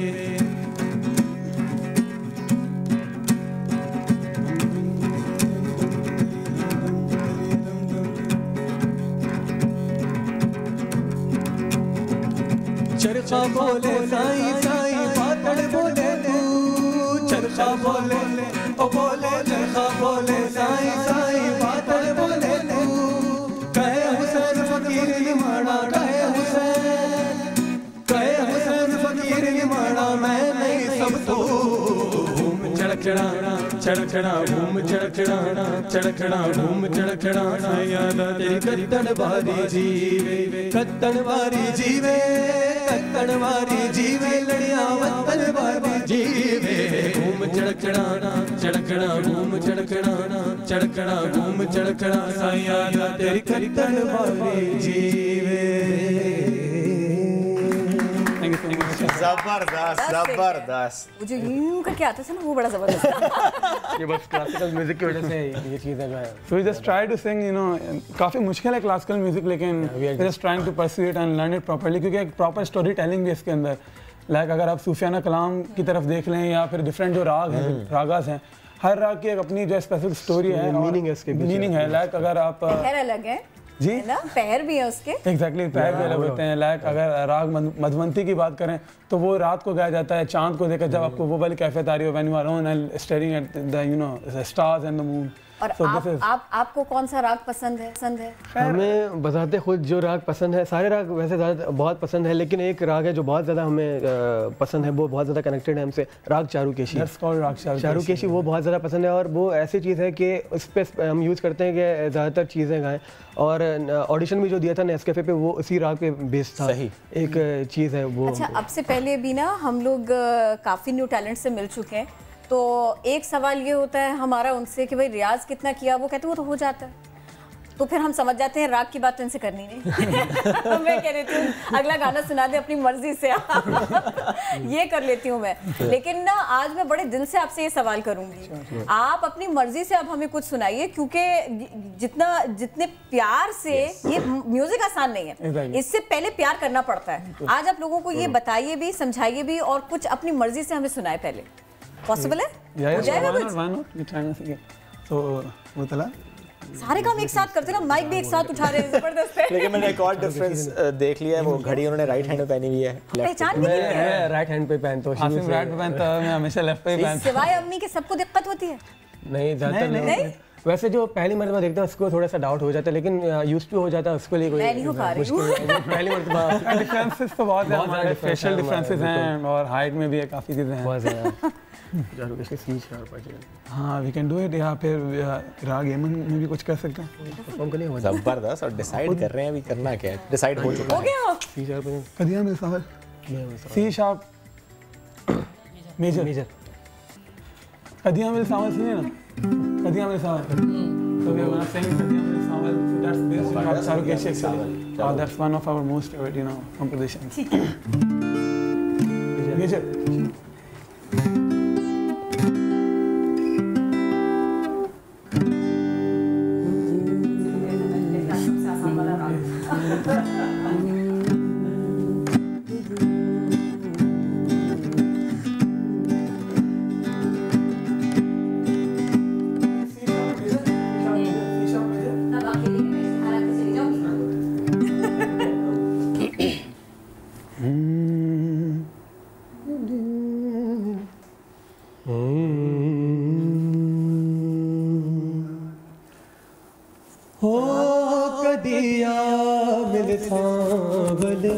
यार वे ओ कदिया मिल सांवल यार वे मेरे लुलू चीख पुकार वे मेरे लुलू चीख पुकार वे ओ कदिया मिल सांवल यार वे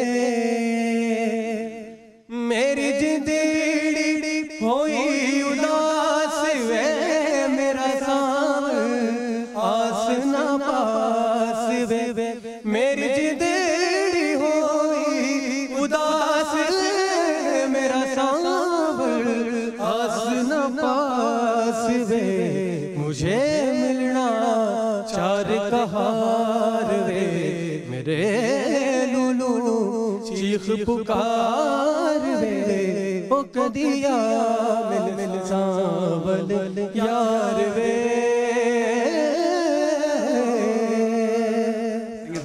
जबरदस्त। और मैं क्विकली बता दूं कि ये मिमिक्री भी करते हैं। Oh my God. क्विकली कुछ करके बता सकते हैं? 1 मिनट है मेरे पास, कुछ हो जाएगा? जी जी जी जी कुछ करते हैं तो थोड़ी सी नाना पाटेकर।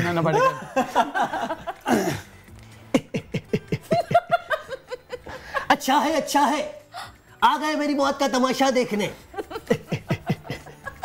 तो पाकिस्तानी भी पकड़ लेते हैं यार। ये तो हमारे prime minister ji please Imran Khan साहब की। नहीं बलोची गाना, वरना वो रह जाएगा। अच्छा ओके श्योर करते हैं। 50 सेकंड्स है हमारी तरफ से अल्लाह हाफिज़। बलोची गाना गाने जा रहा हूँ मैं तो। प्लीज ले ला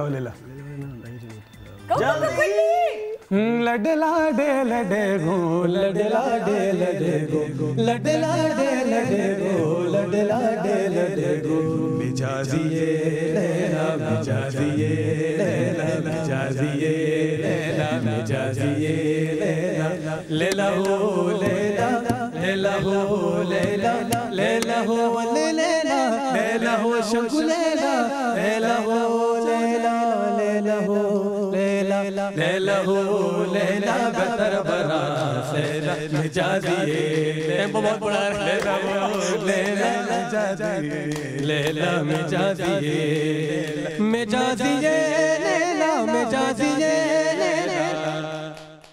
हो तो दीर को ज़रा मना गुर को ज़रा मना मिजाजिए लैला मिजाजिए